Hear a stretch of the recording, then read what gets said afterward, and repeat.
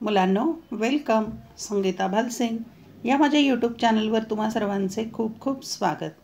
इतिहास इयत्ता 12वी हा विषय आपण अभ्यासाला घेतलेला आहे आणि यामधील प्रकरण क्रमांक 11 आपण अभ्यासत आहोत. प्रकरणाचं नाव आहे बदलता भारत भाग 1.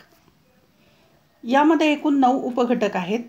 यामध्ये आज आपण दुसरा उपघटक अभ्यासाला घेतलेला आहे, विविध क्षेत्रातील बदल. हा पहिला उपघटक या चॅनलच्या प्लेलिस्टवर जाऊन पाहू शकता.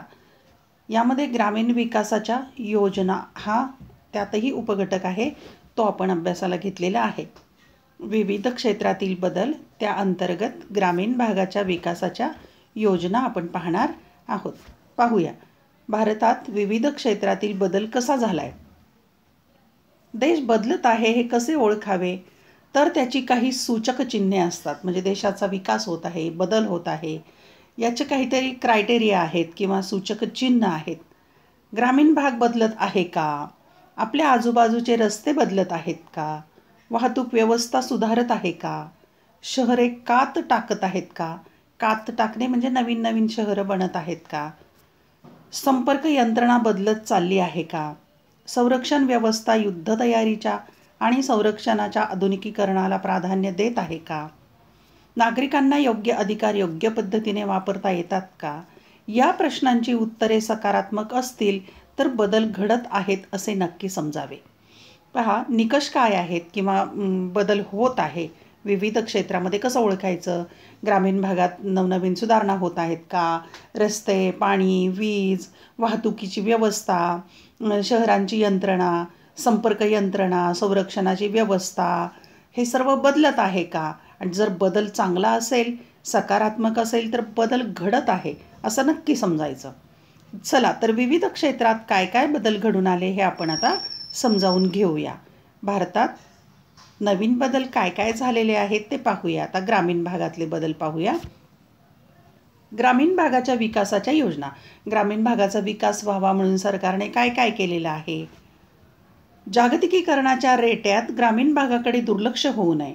शहरे आणि ग्रामीण भाग यात विकासाचा असमतोल निर्माण होऊ नये म्हणून ग्रामीण विकासाच्या अनेक योजना सुरू करण्यात आलेल्या आहेत. पहा, जागतिकीकरणाचा काळ जेव्हा सुरू होतो तेव्हा ग्रामीण भागाकडे दुर्लक्ष होता कामा नये. केवळ शहराचा विकास होईल आणि ग्रामीण भाग मागे राहील असं होता कामा नये. यासाठी हा असमतोल दूर करण्यासाठी ग्रामीण विकासाच्या अनेक योजना सुरू करण्यात आलेल्या आहेत. या योजना सुरू करताना पूर्वीच्या काही योजनांचा आढावा घेऊन योजनांना नव्या योजनांची जोड देण्यात आली आहे. काही योजना जुन्या, काही नव्या, काहींचं एकत्रीकरण, काहीमध्ये सुधारणा असं करण्यात आलेलं आहे. काही जुन्या योजना नव्या योजनांमध्ये विलीन करण्यात आलेल्या आहेत. विलीन करणे म्हणजे काही एकत्रही करण्यात आलेल्या आहेत. कोणकोणत्या ते आता आपण पाहणार आहोत. वाढत्या लोकसंख्येसाठी रोजगार निर्माण करणे हे सरकार पुढचे एक मोठे आव्हान आहे. भारताची लोकसंख्या तर 2 नंबरची आहे, चीनची 1 नंबरची. मग या वाढत्या लोकसंख्येचा सगळ्यात मोठा प्रश्न असतो रोजगार. त्यांना कामधंदा मिळणं महत्त्वाचं आहे आणि सरकारपुढे एक आव्हान आहे. सरकारने यासाठी ज्या उपाययोजना केल्या आहेत त्यांची आपण थोडक्यात माहिती करून घेऊया. म्हणजे ग्रामीण भागात रोजगार निर्माण व्हावा म्हणून कोणकोणत्या योजना राबवल्यात त्या आपण काही पाहूया. त्यातली पहिली योजना आहे प्रधानमंत्री रोजगार योजना. नावं लक्षात ठेवायची, प्रधानमंत्री रोजगार योजना. सुशिक्षित तरुणांना रोजगार उपलब्ध करून देण्याच्या उद्देशाने वाणिज्य आणि उद्योग मंत्रालयाने वाणिज्य आणि उद्योग मंत्रालयाने सुशिक्षित तरुणांना रोजगार देण्याच्या कारणाने 2 ऑक्टोबर 1993 रोजी ही योजना सुरू केली. कालखंडही लक्षात ठेवा, 2 ऑक्टोबर 1993. या योजनेत शहरी व ग्रामीण तरुणांना रोजगार व उद्योगाच्या संधी उपलब्ध करून देण्यात आल्या. त्यांना रोजगार मिळेल अशा संधी निर्माण करून देण्यात येतात या योजनेअंतर्गत. महात्मा गांधीजींच्या जन्मदिवसाचा मुहूर्त. 2 ऑक्टोबर महात्मा गांधीजींचा जन्मदिन आपण साजरा करतो. साधूनच प्रधानमंत्री रोजगार योजना आणि रोजगार हमी योजना सुरू झाल्या. या 2 योजना सुरू झालेल्या आहेत 2 ऑक्टोबरला. प्रधानमंत्री रोजगार योजना आणि रोजगार हमी योजना, एम्प्लॉयमेंट गॅरंटी स्कीम. रोजगार हमी योजनेमध्ये कृषी क्षेत्रातील बेरोजगारांना रोजगाराची हमी देण्यात आली होती आणि महाराष्ट्रात खरं तर पहिली ही रोजगार हमी योजना सुरू झालेली आहे. रोजगार हमी योजना. यामध्ये शेतीच्या क्षेत्रामध्ये जे बेरोजगार आहेत त्या रोजगारांना शेतीच्या हंगामाव्यतिरिक्त काम मिळवून देण्यात येतं. शेतीचे काम नसेल म्हणजे जेव्हा शेतीचं काम नाही आहे त्या दिवसांमध्ये जो मागेल त्याला काम देणे हा या योजनेचा उद्देश होता. शेतीचं काम जर नसेल आणि त्याला रोजगार हवा आहे, मग त्याने ग्रामपंचायतीकडे नोंद केली. अशा काही लोकांची नोंदणी झाल्यानंतर त्या भागात त्यांना काम उपलब्ध करून दिलं जातं. सुरुवातीला भारतातील 257 जिल्ह्यांमधून ही योजना सुरुवात झालेली आहे. 257 जिल्ह्यामध्ये ट्रायल म्हणून, प्रयोग म्हणून सुरू झाली. दारिद्र्य रेषेखालील प्रत्येक गरजू कुटुंबातील 2 तरुणांना 100 दिवस रोजगार उपलब्ध करून देण्याचे उद्दिष्ट ठरवण्यात आले. उद्दिष्ट काय ठरवलं तर दारिद्र्य रेषेखाली जे आहेत त्या प्रत्येक गरजू कुटुंबातील 2 तरुण व्यक्तींना 100 दिवस रोजगार उपलब्ध करून दिला जातो. डिसेंबर 2001 मध्ये ही योजना ग्रामीण रोजगार योजनेत विलीन करण्यात आली आणि मग 2001 मध्ये ही योजना विलीन करण्यात आलेली आहे. ग्रामीण रोजगार योजना या दोन्ही एकच झाल्या. मग त्यानंतर 1998 मध्ये शेतकऱ्यांना अडीअडचणीच्या वेळी आधार मिळावा म्हणून किसान क्रेडिट कार्ड योजना सुरू झाली.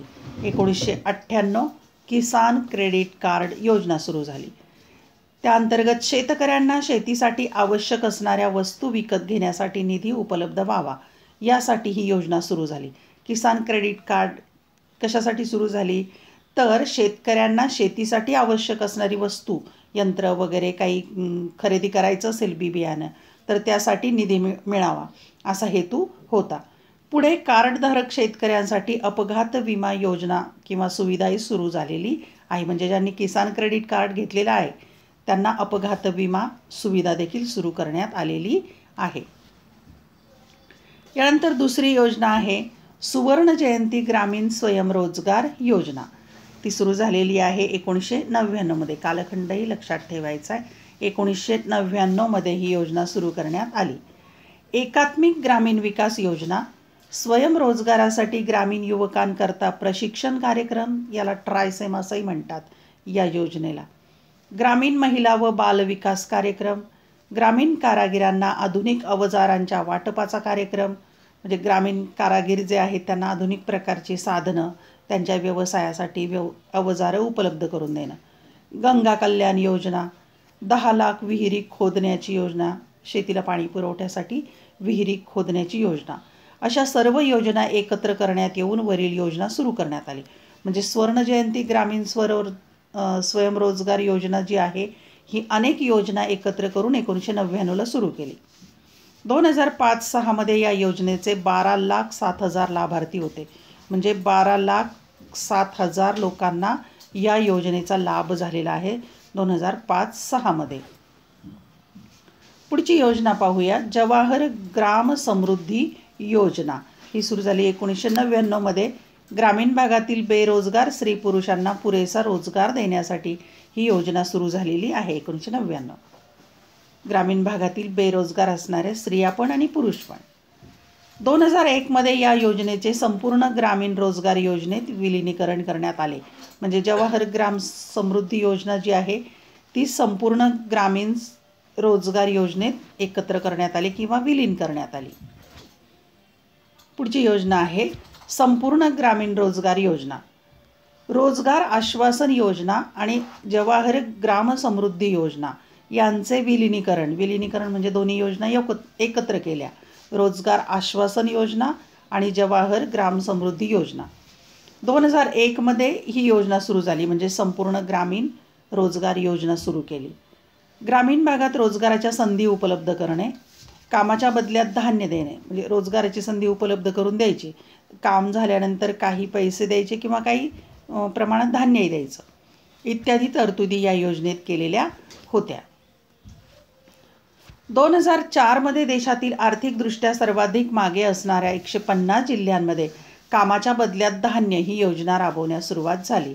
म्हणजे 2004 मध्ये 150 जिल्ह्यांच्या मध्ये ही योजना प्रायोगिक स्वरूपावर केलेली आहे आणि कामाच्या बदल्यात त्यांना धान्य मिळत असे. दुष्काळापासून संरक्षणासाठी जलसंवर्धन म्हणजे पाणी अडवणं, पाणी जिरवणं, दुष्काळावर मात करण्यासाठी उपाय करणं व शेतजमिनींचा विकास यावर भर देण्यात आला. मग शेतजमिनीचा विकास करणं.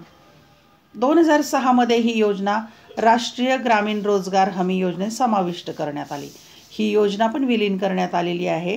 राष्ट्रीय ग्रामीण रोजगार हमी योजना यामध्ये समाविष्ट करण्यात आली.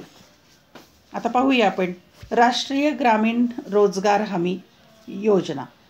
ग्रामीण भागातील आर्थिक विषमता, ग्रामीण भागामध्ये विषमता, काही श्रीमंत आणि अनेक गरीब अशी विषमता, दारिद्र्य, उपासमार आणि बेरोजगारी या खूप मोठ्या समस्या आहेत ग्रामीण भागामध्ये. यांचे निर्मूलन करण्याच्या उद्देशाने, निर्मूलन म्हणजे दूर करायच्या उद्देशाने ही योजना केंद्र सरकारने सुरू केली. राष्ट्रीय ग्रामीण रोजगार हमी योजना. ग्रामीण भागातील प्रत्येक कुटुंबातील एका व्यक्तीस किमान 100 दिवस काम करण्याची हमी दिली. म्हणजे ग्रामीण भागातले जे लोक आहेत त्या प्रत्येक कुटुंबातले किमान एका व्यक्तीला तरी 100 दिवस काम मिळेल अशी व्यवस्था. 2008 पर्यंत भारतातील सुमारे 350 जिल्ह्यात ही योजना सुरू झाली. 2008 पर्यंत 350 जिल्ह्यात ही योजना राबवली गेली. पुढची योजना आहे कृषी व पशुधन, म्हणजे शेती आणि ग्रामीण भागात जी लोक जनावरं पाळतात, दूध त्यांच्यासाठी वगैरे, त्या संदर्भात आपण माहिती घेऊया. बदलत्या भारताबरोबरच कृषी क्षेत्रही बदलत आहे, शेती क्षेत्रही बदलत आहे. जुन्या पद्धतीची शेती जाऊन आता नवीन आधुनिक पद्धतीने शेती व्यवसाय होत आहे.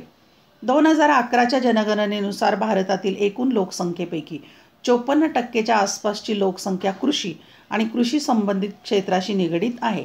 भारत हा कृषीप्रधान देश आहे आणि 2011ची जनगणना पाहिली तर जवळजवळ 54% लोकसंख्या शेती किंवा शेतीशी संबंधित काम करते. मृदा स्वास्थ्य कार्ड योजना, सॉईल हेल्थ कार्ड स्कीम असं त्याला म्हणतात. मृदा म्हणजे माती, जमीन अशा अर्थाने. सॉईल हेल्थ कार्ड स्कीम या योजनेतून काय तर जमिनीची सुपीकता वाढावी, की शेतीला उपयुक्त अशी जमीन व्हावी, सुपीकता वाढावी, पीक जास्त यावं, उत्पादन वाढवावे, हे उद्दिष्ट आहे या योजनेद्वारे, सॉईल हेल्थ कार्ड स्कीमद्वारे. प्रधानमंत्री कृषी सिंचन योजनेअंतर्गत, कृषी सिंचन योजनेअंतर्गत प्रधानमंत्री कृषी सिंचन योजना, त्या अंतर्गत कृषीसाठी पाण्याची उपलब्धता, म्हणजे शेतीला पाणी उपलब्ध करून देणे, सिंचनासाठी अधिकाधिक सुविधा उपलब्ध करून देणे, म्हणजे शेतीला पाणी पुरवठ्यासाठी वेगवेगळ्या ज्या योजना सुविधा आहेत नवनवीन प्रकारच्या त्या उपलब्ध करून देणे, याला प्राधान्य दिलेलं आहे या योजनेअंतर्गत, सिंचन योजनेअंतर्गत. कृषी विकास योजनेअंतर्गत सेंद्रिय शेती, म्हणजे रासायनिक खतांचा वापर न करणं, सेंद्रिय शेती आणि शेतकऱ्यांचे उत्पन्न वाढवणे हा पण उद्देश आहे. शेतकऱ्याचं उत्पन्न वाढलं पाहिजे. प्रधानमंत्री पीक विमा योजना देखील आहे. प्रधानमंत्री पीक विमा योजनेअंतर्गत शेतकऱ्याचे कल्याण साधण्याचा प्रयत्न करण्यात येत आहे. त्यांना पीक विमा देण्यात येतो शेतकऱ्यांना, शेतकऱ्यांचं कल्याण व्हावं म्हणून.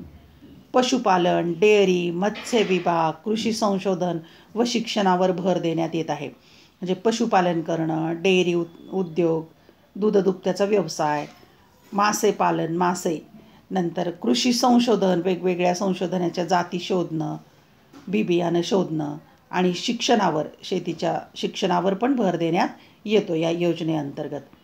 कृषी, सहकार आणि शेतकरी कल्याण असा त्रिसूत्री कार्यक्रम राबवण्यावर भर देण्यात आला. म्हणजे शेती आणि सहकाराची पण योजना, एकमेकांच्या सहकार्याने विकास करणं, शेतकऱ्यांचं कल्याण, असा 3 सूत्रे, 3 भागावर महत्त्व देण्यात येतं, राबवण्यात आला. 2007मध्ये शेतकऱ्यांसाठी एक राष्ट्रीय धोरण आखण्यात आलं. 2007मध्ये संपूर्ण शेतकऱ्यांसाठी एक राष्ट्रीय धोरण आखण्यात आलं. कृषीसाठी ज्या विविध योजना करण्यात आल्या त्यांचे दृश्य परिणाम हळूहळू दिसू लागले आहेत. म्हणजे जेवढ्या योजना सरकारने राबवल्या शेतीच्या क्षेत्रासाठी त्याचे आता परिणाम चांगले काही दिसू लागले आहेत. पीक विमा योजनेअंतर्गत नैसर्गिक संकटे, कीटकनाशके, आजारपण, प्रतिकूल हवामान यामुळे पीक नष्ट झाल्यास शेतकऱ्याला नुकसान भरपाई देण्याची सोय झाली आणि मग सरकार अशा प्रकारे शेतकऱ्यांना नुकसान भरपाई पण देते.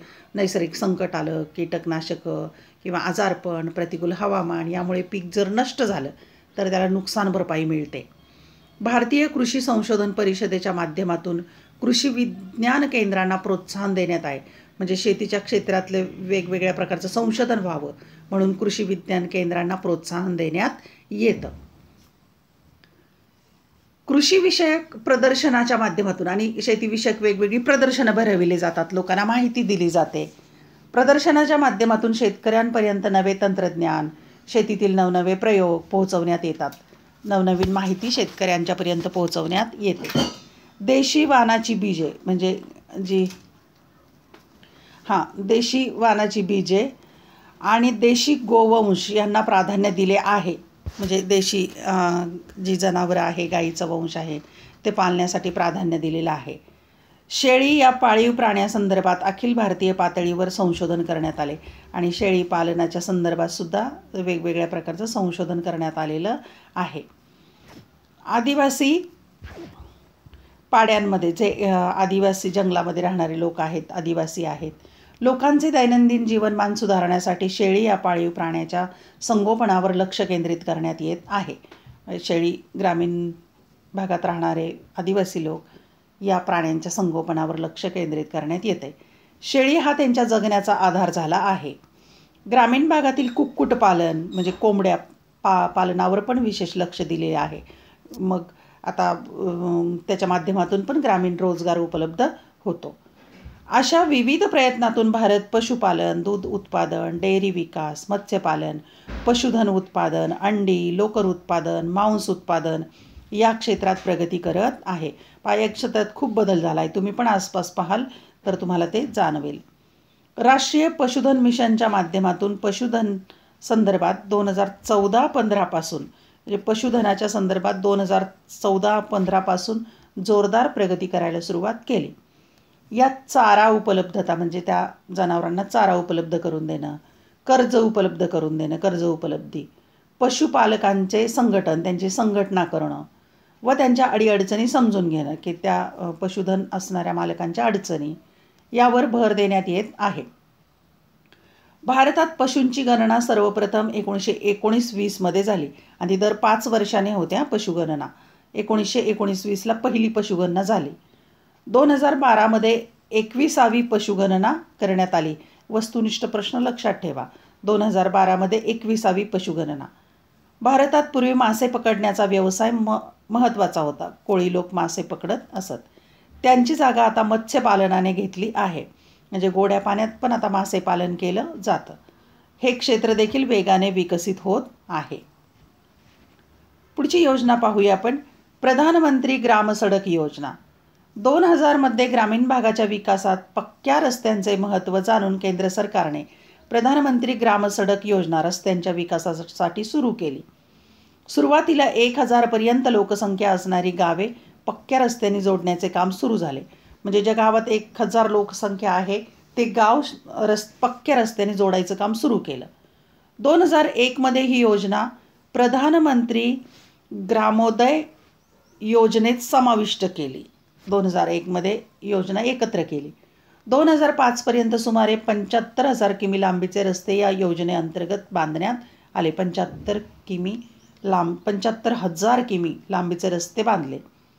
देशाच्या आर्थिक प्रगतीचा लाभ ग्रामीण भागातील लोकांना विशेषत्वाने होऊन त्यांचे जीवन बदलून जावे हा या योजनेचा विशेष किंवा उद्देश होता. खरं तर या आर्थिक लाभ या ग्रामीण लोकांना झाला पाहिजे म्हणून ह्या योजना केलेल्या आहेत. आरोग्य, शिक्षण, पिण्याचे पाणी, घरे, रस्ते, वीज या सुविधांचा विकास करण्यासाठी ही योजना अंमलात आणली गेली. मूलभूत सुविधांची उपलब्धता करून देण्यासाठी ही योजना राबवण्यात आली.